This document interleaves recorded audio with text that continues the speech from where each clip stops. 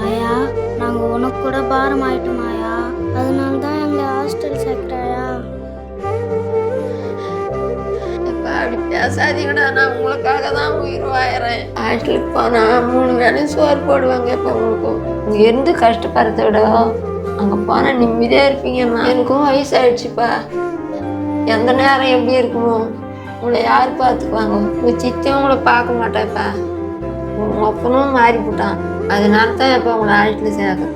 நீங்க ஒரு வேளை சாப்பாட்டுக்கு கஷ்டப்பட கொடுத்துட்டு தானே இந்த ஆயா உங்களை ஹாஸ்டலில் சேர்க்குறேன். ஆயா, அம்மா தான் எங்க கூட இல்லாத சாமி கிட்ட போயிடுச்சு, நீ கூட இல்லைன்னா எப்படியா?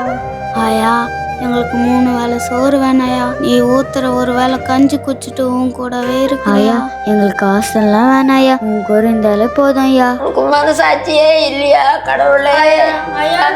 பிள்ளைங்களை இப்படி கொடுமைப்படுத்துறியே. ஆயா, ஆயா,